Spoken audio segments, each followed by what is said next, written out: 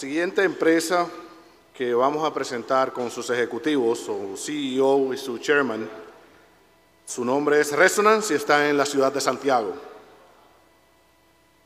Voy a mencionar un poco de cada uno de ellos.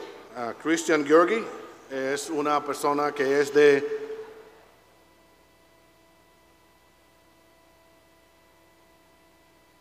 Se me perdió perdón. Es un emprendedor tecnológico que ha estado utilizando inteligencia artificial para rediseñar la industria de la moda, desde la creación hasta que llegue a su hogar. Desde el 2017, como director ejecutivo de Resonance o como presidente ejecutivo de Resonance, está impulsando lo que se llama cero desperdicio.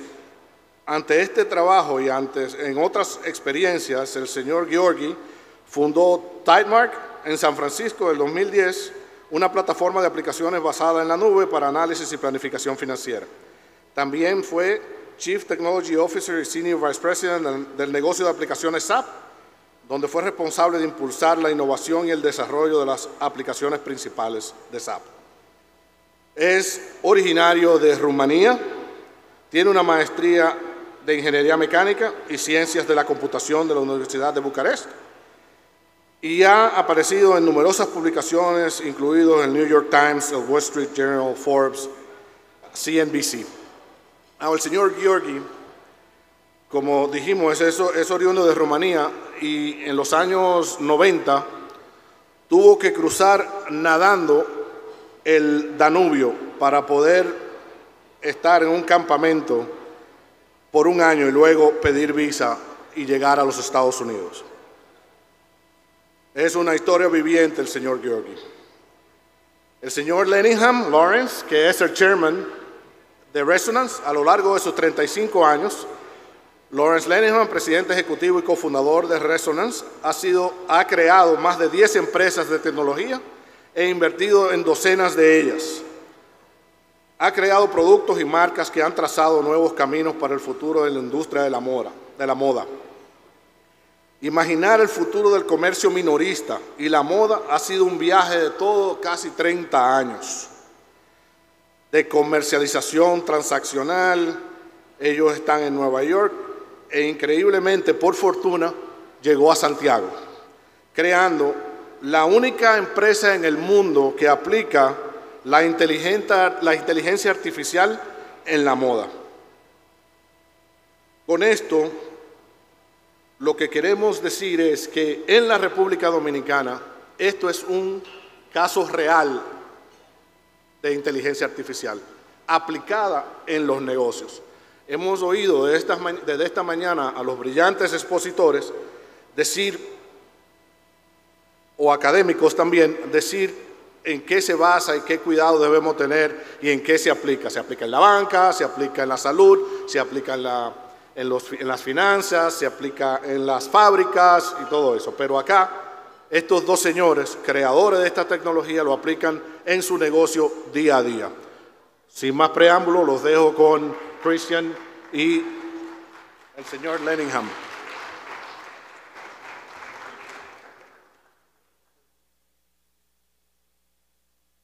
Hello, everyone.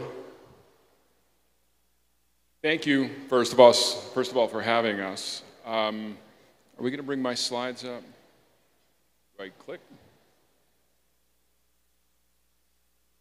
I've got an answer to the question. I think it was rhetorical, but I'll give an answer anyway. It's both. But the point of this speech today is that it's not evenly both. The opportunity presented here is so much greater than the risk, and it's really important for you all to understand this.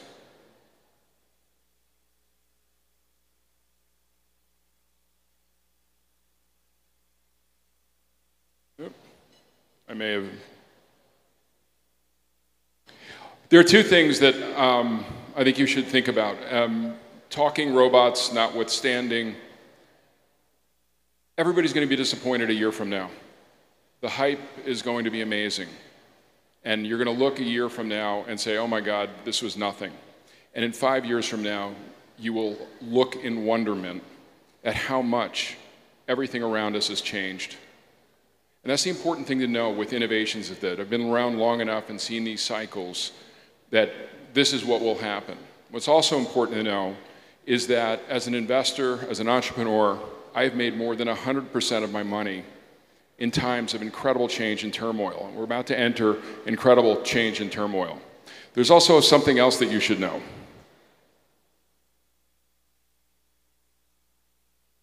La pasta de dientes ya está fuera del tubo. There's one group of people who would like a moratorium on AI, the Chinese. It's not going to happen. It's a reality. This genie is out of the bottle. The toothpaste is out of the tube. We're not going back. So there are questions, though, about what we do about that. We won't address that. But the purpose here today is to show you that this isn't just a fantasy. This is real. Well, let me give some background for a second. First off, here's a statement, a provocative statement. AI will destroy knowledge-based businesses and jobs. Sounds terrible. A lot of natural resource businesses, it'll be amplified, but these are real threats. Actually, the real threat is to the US economy, and here's why. When you look at times, if you look at this as a graph, so we have rate of change and we have time. And so when things aren't changing that fast, the value of knowledge is worth a lot. Look at how many companies have made so much money by putting in rules, software companies, of how things work, how they have systems that tell you how to do your financials, your product processing, whatever function there is, it exists.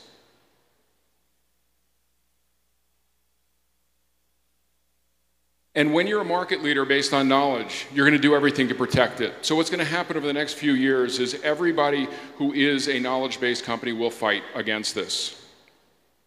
But this is what's happening. The rate of change is accelerating.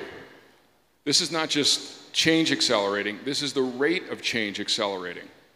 We're hyper-connected, we now have more processing power, it's growing exponentially, and now we have this great thing that we call AI, which is so far sweeping, and we won't get into a definition of what it is, but it's not a thing, it's lots and lots of things. What this means is everything in our life is going to start moving a lot faster.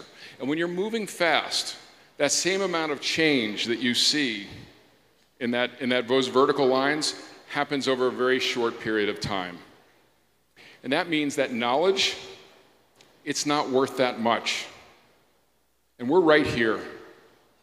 This is going to be the most transformational thing that we will face in our lives. A lot of people, it will cause a lot of turmoil for a lot of people. I think it is the greatest opportunity for this country that any of us will ever see. And I'll talk about that. So in this period of the graph, knowledge wins. In this period of the part of the graph, learning wins. And there's a big difference. So who loses? Non-creative jobs, people who can't think in new and innovative ways. Knowledge workers. Market industry leaders who can't change. If you have $1 billion business, and you're a public company, it's very hard to tear that apart and now change. Who are the winners? People who can learn. Market industry participants with a zero cost of change. This is one of the biggest opportunities that we have here, is that we don't have companies with a lot of entrenched cost. We can grab this. I say we. I almost have my residency here. I'd like to be a citizen one day. I live here half time. I have fallen in love with your country. I'd like to think of it as our country. But this is the biggest opportunity we face, and we have, and we can attain. Oops, sorry, I didn't. So, a little bit about us. Resonance is the name of our company. You're going to see a thing called One. One is the name of our platform. One is our technology that reaches everything through what we do. What we do is we make software. We make software that runs brands in ways they've never run. We make brands profitable. Our target net margin is 20%, far more profitable than most fashion brands are, apparel brands are. They're also sustainable. Sustainability is a really critical element for us, but it's also a critical element for this country because it gives this country an opportunity to compete far greater than it could otherwise. We make brands. To build the system, we had to learn. And so we made brands, and we built brands that are generating millions of dollars right now. And they're based on using our system and this new way of functioning that's, for those of you who saw the video before, is how we function in our business. It's our factories. These are highly automated, big, capital equipment driven, textile making machines that enable brands to do insane things. They enable to make this shirt, this suit, his outfit, one at a time, but making it at scale. It's factories that have sewing, distributed sewing factories where we create entrepreneurial jobs around the Western Hemisphere. More opportunities here in this country, more opportunities in Latin America, more opportunities in North America. And last, it's our marketplaces where we aggregate everything together. Kind of sounds like we do everything, right? We do. Fast Company called us one of the most innovative companies in the world. As I said, we have technology, we have brands, we'll have 25 by the end of the year. We have 25 patents. We'll have 100 probably at the end of the year. What we're doing and what you saw in those videos is not being done anywhere else in the world. There are 20 outside brands who use our software. We're founded in 2015. We are in Santiago. Half of our engineering is in Santiago. The other half is in New York. You know, we're not just using this as a factory for sewing people. This is real thinking, and in fact, our best engineers are going to be here. And by the way, I'll say it to everybody else, Santiago is the Brooklyn of the Dominican Republic. I'm going to keep marketing that.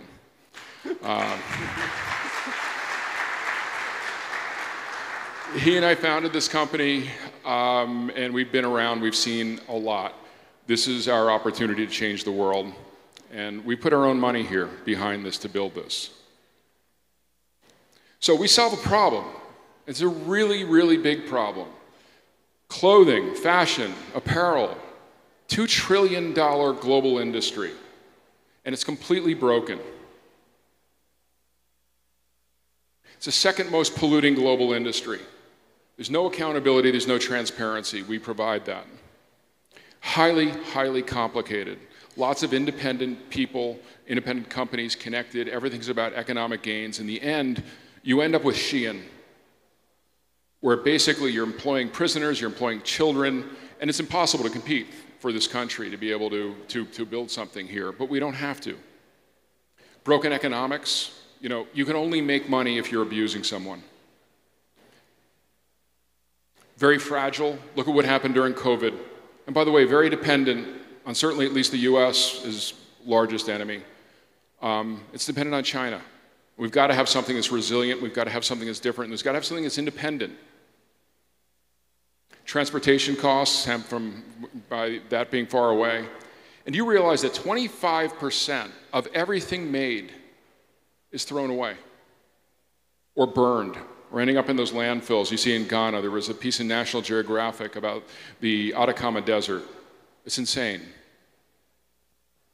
So this is what we do. We reimagine this industry. So imagine you're a creator. You design something, you have an idea. You sketch it. Beautiful. Pictures, flowers. Then you put it into our system. This is a real system. This is a real brand. Everything's done in 3D. Everything's driven by AI. In fact, everything you're going to see is natively driven by AI and blockchain. Lots of buzzwords, except we started doing this in 2016. That was the decision we made. And what we've accomplished, it's the only way we could have done it. So there really is a real difference. This brand that you're seeing here with a real product, which is one of their best sellers, is a $5 million brand with one person. Everything else is automated. But that's Creation, he created that. That's a design. Nobody else has that. That's unique, and that's art. But this system enables you to have this conversation in real time with your customer. Everybody here could come up and start a brand this afternoon and be selling something by 5 o'clock tonight and having it shipped out in 2 days to the US or someplace else in the world. But think about now, these creators are spending now not 90% of their time managing their business. They're spending 90% of their time creating. You can see more pictures of our factory.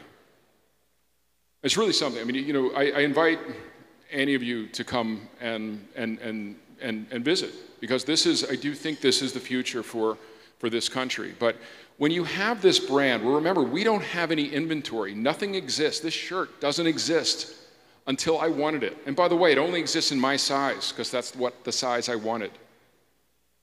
Imagine that world. Imagine making that at scale. And imagine now not ending up in a waste dump because there's too much inventory. Imagine not having to plan months in advance. Now imagine having to say, well, I can make this in 7 other colors and sell it because people liked it. Or imagine not selling it at all because no one liked it. That's what this kind of platform offers. But what you also see here is that you can't take a part of it. You have to address industries in their entirety, from beginning to end, from creation to closet. That's what we imagined, and it's not just some PowerPoint slides. This is a real thing. So these are 2 slides from 2017 from my partner here. And it was interesting because the first one, I don't know if you can read this, what I learned about making software by learning to make clothes. And you think that I don't get it. Well, it actually comes from letting the problem you're solving, what you're trying to solve, determine how you get there, as opposed to saying this is the way it's done and doing it that way. It's called emergent behavior. It's basically one of the fundamental parts of everything AI. And this entire system was built on that. It's built on a way where everything adjusts dynamically every single day. So what our factory looks like, we have 1,000 orders coming in right now. We'll have by the end of the year probably 10,000 a day coming into our system. And what our AI does is it takes all those orders, it decides how to sort them in the most valuable and sustainable way. It then reorganizes and reconfigures our entire factory to be able to process that work. And based on what it learns, it then starts over again and begins to go through and do it again for the next day and the next day and the next day. And so every day we process something, we're getting smarter. The bottom slide talks about blockchain and AI. Now, everybody's saying that, by the way, I applaud you for the cryptocurrency in 2019 symposium. You're going through the hype curve, so hype, blockchain will be nothing. Blockchain will be every single part of our existence. But what it is for us, it's the contracts that enable us to be able to manage our entire system. There's no way a human could be able to do this. It has to be done in automated ways. And what you're going to see blockchain be is basically the governor, the rules and regulations, if it can be, will be implemented in these kind of contracts. Now, I'm going to, you saw very amazing demos, and now we're going to show you a very non-amazing demo, because it's not going to look that exciting. But what's happening is truly incredible. And we'll talk about it as it's going on. Okay, that's great. Can you put my computer? So I know how everybody's very excited to see code of AI code at 5 p.m. But that's what's happening. So what I'm going to attempt to do in 5 minutes or so, give you a peek into how the true generative AI works when you train it and fine-tune it on data that emerges from learnings on that emergent behavior. So this is AI. This is the AI that drives the platform. So I'm going to show you 2 examples. One more exciting than the other, but they're both very fundamental. The first one is... I just want to interrupt. I'm sorry. First off, rule number 1 of presenting, never give a live demo. So we're going to break that right here. But number 2, what's really important here is that, you talk about ChatGPT. We use ChatGPT in a variety of different areas. We can talk afterwards how we use it. This is our own proprietary AI. And so within our own server. And so there's a very interesting dynamic of how you build proprietary knowledge, information, and improvement, how you get proprietarily smarter without exposing this to the world. So the first agent we're going to look into is the one that we were just presenting, which we are looking at all the orders coming in. Imagine thousands of these shirts, pants, dresses, all kind of garments coming in. They come at any time. They are not arranged or sorted in any possible way. So you have to basically create the most optimal print roll that you're gonna create the garment and cut it and sew it, such that you take in consideration all the variables that affects the garment. So this is a peek into that first agent. What it does, it learns what it is that it sees, right? So it sees a bunch of pieces on the left. It has a transformer similar to what a GPT does, and then it will generate for us the next collection of orders flattened onto a roll of material that then gets to get processed. So I'm just gonna ask it for us to run, which is hopefully not gonna break anything that's live. So what we're gonna do here is it's gonna start looking at the orders that are coming in. We're gonna look, I stop it at By the way, these are real orders that are coming in. We're not running it, we've separated out from our production system, but this is what is coming in and how it would reconfigure that role. So you can see it started to do these iterations to learn what it sees, and then when it converges, it has learned how to take this variety of pieces and come in and put it into a place. And what you notice here that's very interesting is that it optimizes for all the variables. So there's very little waste. There's very little white space that's in there. So imagine having that type of job.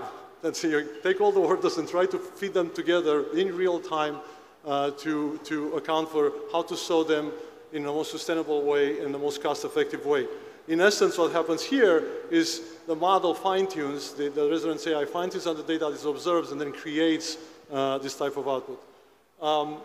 Let me say, so that's one agent. Let me show you another example. Before you leave that one, what's really important here, so what are we learning? These are multiple brands. This is not just shape. Color is controlled in a separate file.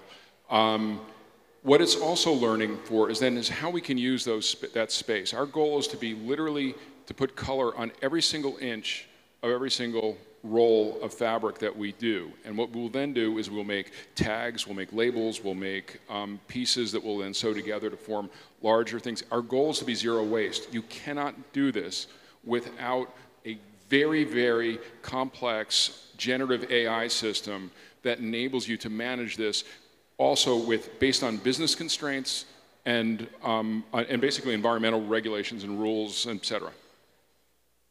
That's one example. The second thing we're going to take into, this is the brand selling, right? So the garment doesn't exist until a sale occurs. But let's suppose you now want to create a photo shoot, an editorial. You want to promote those particular garments. Traditionally, you would have to hire photographers, spend a lot of resources to create the actual editorial. What I'm going to show you is we're going to train the model on a couple of these garments. I'm just going to choose them randomly, and I'm going to ask the model to assist us in creating an editorial. And the editorial will have to support us across the board. So it has to contain a photo shoot. It has to be properly lighted in a certain way. We want a certain collection of feelings. We want the actual garments to appear. We want the models to actually look and act lively into the photo shoot. And then we're going to take this output that we get, and we're going to ask the agent to go ahead and imagine that. I'm going to go ahead and do that.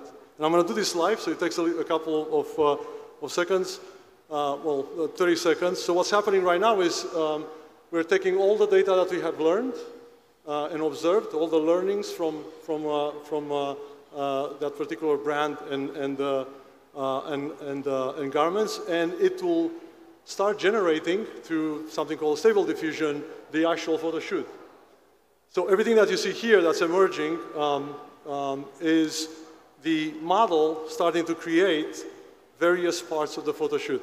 So as this is running here, you'll see that it shortly emerges. So the particular locale that we are creating is someplace in Morocco.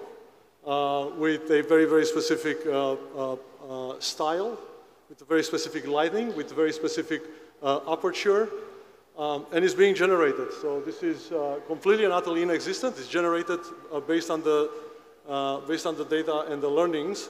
Now what we can do is we can say, I kind of like this particular shot here.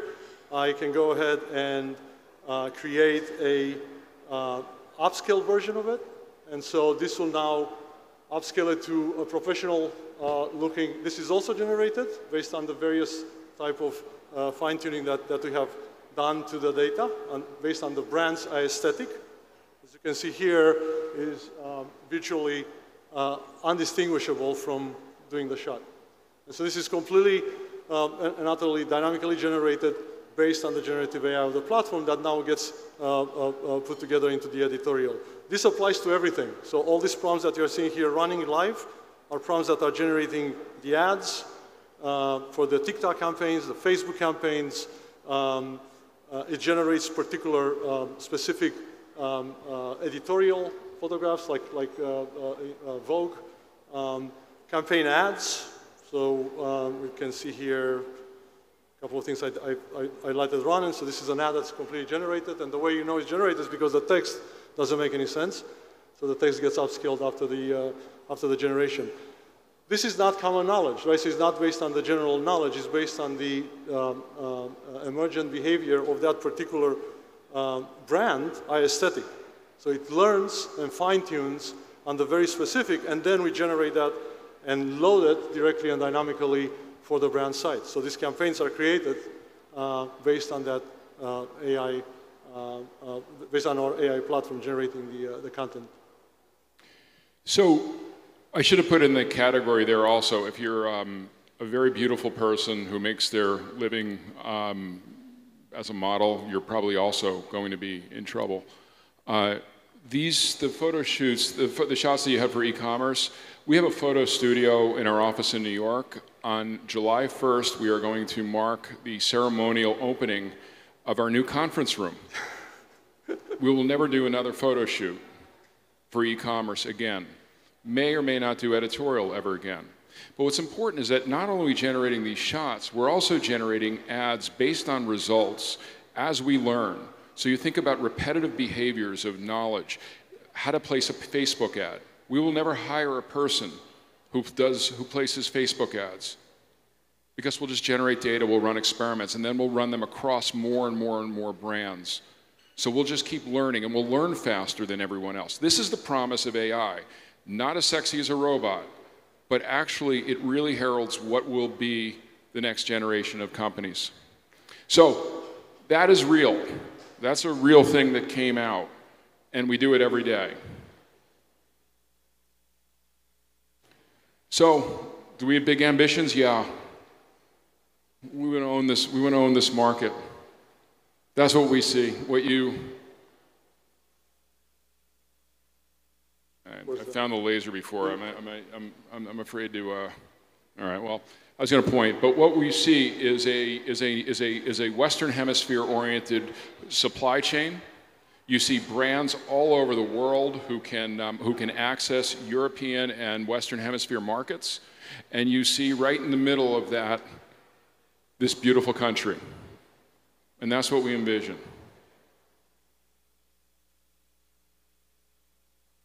We could never have done this without AI. So again, ignore the hype, focus on the real. This is something that will affect all of us, and will start affecting us right now at an accelerating rate. It's a little louder than I thought.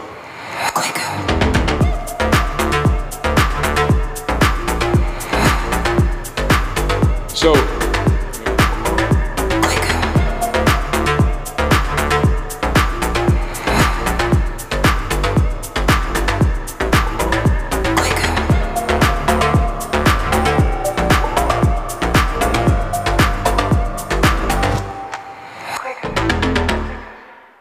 wow.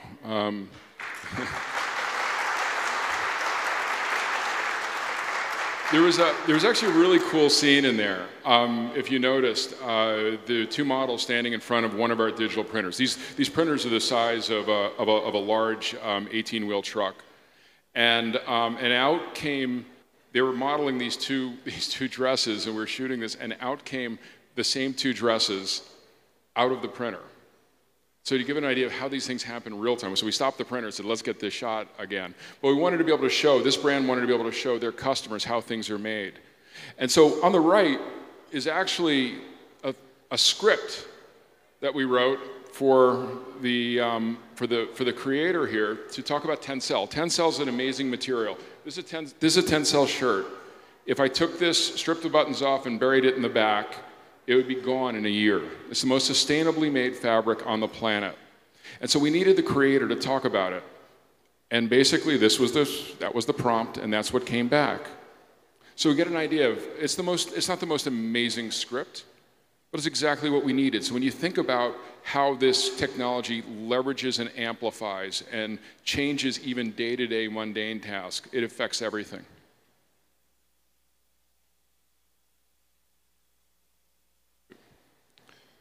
I will figure this out by the end of the talk.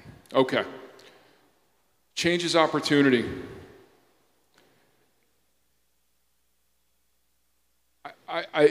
Listen, I'm not here to talk about making better. I'm here about winning. God, it sounds like Donald Trump. I apologize. But it is about winning. It's how does this country win? How does this country not be closer second or third or fourth? How does it win? And it wins by being able to be a leader here. First off, this technology will erase education gaps. Why? Because now knowledge doesn't matter, learning matters. You can teach learning and you can catch up on education. It holds and closes every university resource gap that you have. You are not going to get to the same level as the US by just following what the US does. Now, the great thing about this is that US will be fighting like crazy to stop this technology from proliferating. My son had an exam for computer science where he had to write it in pencil because they didn't want them to write it in ChatGPT. Now, that's like, saying I won't even give a lot. There's so many different metaphors that make that ridiculous. But what's important here is, how do you teach computer science with ChatGPT? How do you change everything and redefine what you're trying to do as a country with these technologies rather than fighting these technologies, rather than pausing? There's more to win here than there has ever been. The low cost of change. This is not an idea economy, but it could be. By embracing this faster. One of the proudest things that happened to me in our factory when we were there on yesterday, 2 days ago, our engineers, our Dominican engineers, had hacked together a vision system using ChatGPT to be able to implement an entirely new way of processing that material you saw.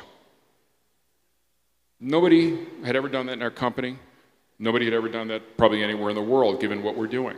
But that's the idea of, now you take those engineers, the engineers that we're building here in Santiago aren't good for the Dominican Republic. They're good for the world. They're the best for the world. Because why? Because they're going to be the first doing the things that they're doing. And that is the opportunity to move first. Yeah, some jobs will be lost. You saw on one of those slides, full stack AI automates low value activity. Call centers will be gone. Where you're offering cheap people, those businesses are going to be in ChatGPT and other types of AIs. But high value activities like engineering, it will amplify. And that's where you win, and that's where you get better. And this will create more jobs in this country than will ever be created. You know where the best jobs are being created right now? For people who sew. Why?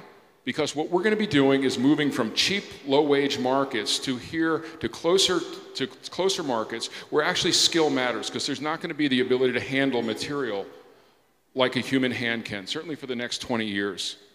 And so the opportunity now for these people not to earn basic wages, but to earn living wages or more and have opportunities for growth as they put engineering into their business is amazing. Because remember, how do you sew We have 30 some odd brands going through our system. How do you sew something you've never seen? Well, it just so happens our AI generates the instructions on how it's put together. We have to learn. How do we learn? We learn from the sewers. And so these opportunities are not only for the educated, the more at the higher end, it's for everybody across the spectrum of society in this country. The cost of changing here is nearly zero, and the opportunity is nearly limitless. This is not going to last forever. People will figure this out. You can be first.